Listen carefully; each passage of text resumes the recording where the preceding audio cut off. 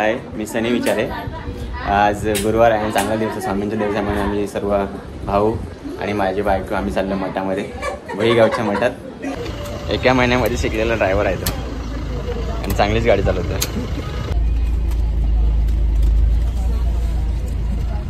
नवीन driver असल्यामुळे थोडं सांगावं लागते.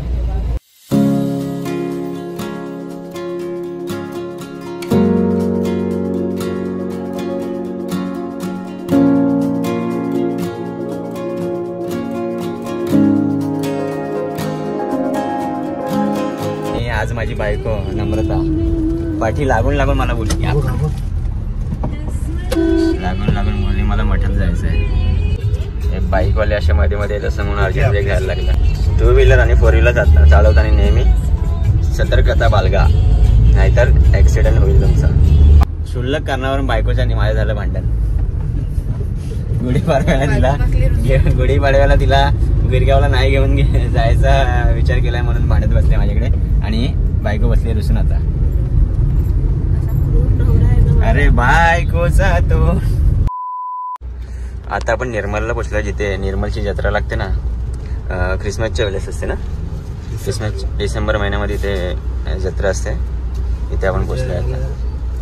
हे बघा, इथेच असते निर्मलची जत्रा पूर्ण ह्या मैदानावरती. आणि हे इथे मंदिर आहे वरती, देवीचं मंदिर आहे मस्त. खूप साऱ्या गोष्टी अशा आहेत की इथे बघण्यासारख्या आहेत. हा एक रस्ता आहे, ते इथून एक रस्ता येतो निर्मलचा मठाकडे जायला. आणि सॉल्ट अँड पॅन हॉटेलच्या पहिला राईट आहे, झील हॉटेलच्या पहिला राईट आहे, ते मठाकडे जातं. हा रस्ता आहे मठामध्ये जाण्याचा.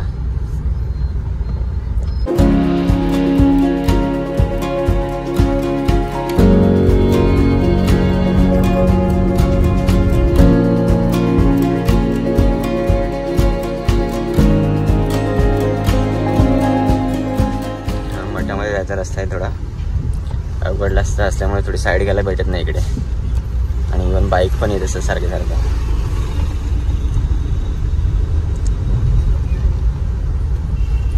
बघ अंगावरच येते. हे मठाचा परिसर सर्व. इथे आपण गाडी पार्क करणार. काय करू हो भाई, लोकांनी तुम ग्राउंड बनवलंय रे. ही मठाच्या मागची बाजू आहे आणि फायनली आपण मठात पोहोचलेलो आहोत. नमो ओय नमो.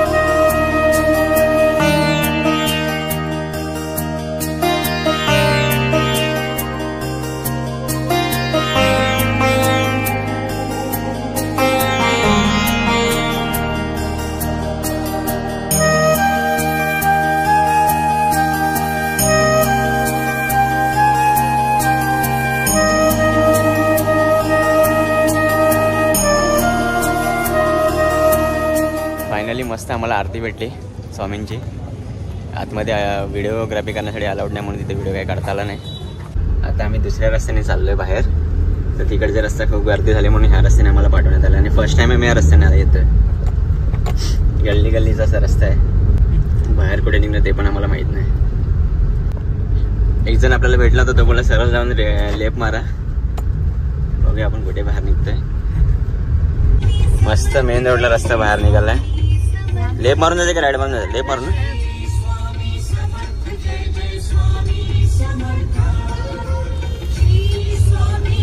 कळतच नाही रे. फायनली आम्ही आलो आपल्या नालासोपारा ईस्टला. रस्ता चुकत झाला पण पोचलो आपल्या घरी. आता घरी पोचलेलो आहोत आणि आपल्याला उद्या जायचं ते गुहागरला.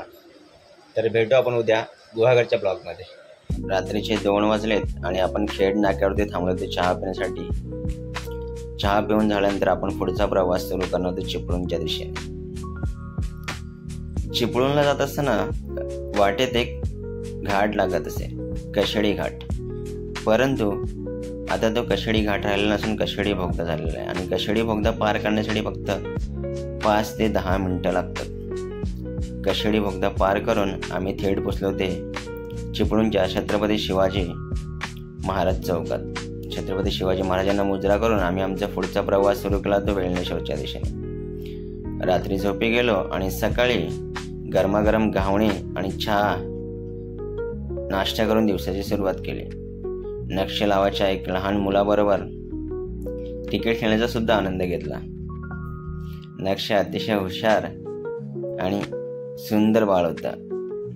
क्रिकेट खेळून झाल्यानंतर आम्ही सतीश दादाबरोबर त्यांचं गाव पाहायला निघालो. गाव फिरता फिरता त्यांचं गाव तसं अतिशय सुंदर आहे. आजूबाजूला झाडी आहे आणि कोकणातील गाव म्हटलं तर ते तर सुंदर असणारच. गाव फिरून झाल्यानंतर आम्ही पुढच्या प्रवासाला सुरुवात करणार होतो ते मार्लेश्वरच्या दिशेने. गाडी चेक केली आणि आम्ही मार्लेश्वरच्या दिशेने जायला निघालो. 3 तासानंतर आम्ही पोचलो ते मार्लेश्वरला. मार्लेश्वरच्या पायथ्याशी गाडी पार्क केली आणि आम्ही दर्शनाला निघालो होतो मार्लेश्वरच्या मंदिराकडे जात असताना पायथ्याजवळ श्री मार्लेश्वरचे देवस्थान मार्ल लिहिलेलं होतं. मार्लेश्वर देवाला मुजरा करून आम्ही पायऱ्या चढायला सुरुवात केली. मंदिराला 500 ते 600 पायऱ्या आहेत. पायऱ्या चढत असता निसर्गाचा सुद्धा आस्वाद घेतला. आजूबाजूला अतिशय सुंदर असा निसर्ग आहे. पायऱ्या चढून झाल्यानंतर आम्ही फायनली मंदिराच्या इथे पोचलो आणि आजूबाजूला उंच डोंगर आहेत आणि डोंगराच्या मध्येच मार्लेश्वराचं मंदिर आहे. मार्लेश्वराच्या मंदिराच्या दर्शनासाठी निघालो आणि गाभाऱ्यात पोचलो. गाभाऱ्याच्या इथं आलो. गाभाऱ्याच्या आजूबाजूचं वातावरण सुद्धा अतिशय सुंदर आहे आणि आम्ही मार्लेश्वराचे दर्शन घेण्यासाठी गाभाऱ्यात जायला निघालो. गाभाऱ्याच्या बाजूला गंगाकुंड सुद्धा आहे आणि तिथे पाणी सुद्धा आहे. अतिशय थंड असं पाणी आणि पिण्याच्या पाण्याची सुद्धा सोय अतिशय उत्तम प्रकारे तिथे केलेली आहे. मार्लेश्वराचं मंदिर असं गाभाऱ्यामध्ये आहे आणि गाभाऱ्यात आतमध्ये नागदेवता सुद्धा वास करते. बाजूलाच गंगाकुंड आहे. गंगाकुंड पाहून नंतर आम्ही मार्लेश्वराचं दर्शन घेऊन गंगाकुंड पाहून नंतर आम्ही आजूबाजूचा परिसर पाहायला निघालो. मार्लेश्वराच्या मंदिराच्या मागच्या बाजूला दरीमध्ये कुंड आहेत. तिथे नेहमी पाणी असतं. अतिशय काळं असं पाणी दिसत होतं त्या कुंडामध्ये आणि उंच दरी होती. आजूबाजूला उंच डोंगर पाहून आमचा परतीचा प्रवास सुरू झाला होता घराच्या दिशेने. घरी जात असताना रस्त्यात आम्हाला एक भातगावचा पूल लागला. भातगावचा पूल अतिशय सुंदर होता. भातगावचा पूल पाहिला. बाजूच्याच हॉटेलमध्ये आम्ही चहा पाणी केलं आणि घरच्या दिशेने निघालो. घरी आलो तर नक्ष आणि त्याचा मित्र स्क्विड गेम खेळत होते. ते पाहून मला खूप हसायला आलं, कारण की मी तर कधी असा गेम खेळलोच नाही स्क्विड गेम.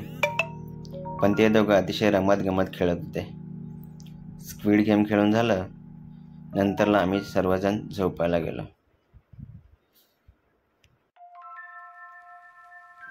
सकाळी उठलो, फ्रेश झालो, चहा नाश्ता केला आणि अंगणात आलो.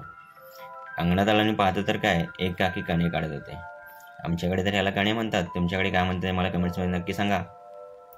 पालखी येण्यासाठी खूप उशीर होता म्हणून आम्ही निघालो ते वेळणेश्वराच्या मंदिरात.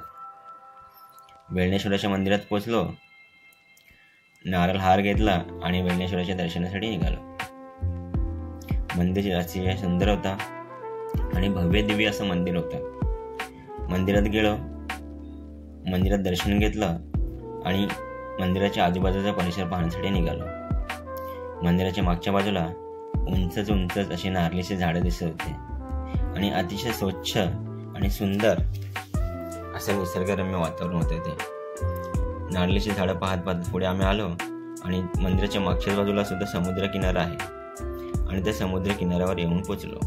समुद्र किनारा सुद्धा अतिशय सुंदर होता आणि स्वच्छ सुद्धा होता. कुठेही घाणीचं साम्राज्य दिसत नव्हतं. माझे मित्र मस्त मज्जा मस्ती करत होते समुद्र किनाऱ्यावरती. समुद्र किनारा पाहून झाल्यानंतर आम्ही पुन्हा परतीच्या प्रवासाला निघालो ते घराकडे आल्यानंतर पाहतो तर अंगणात पालखीचं आगमन झालं होतं. आम्ही सर्वांनी पालखीचं स्वागत केलं. घरच्या मंडळींनी पूजा अर्चेची तयारी आधीच करून ठेवली होती. जशी पालखी अंगणात आली तशी पालखीचे पाय धुणं, पालखी घेणाऱ्यांचे पाय धुणं आणि त्यानंतर पालखी घरी आल्यानंतर पालखीची पूजा करणे आणि गाराणे घालणं ह्या सर्व गोष्टी झाल्या आणि आम्ही पालखीला निरोप दिला.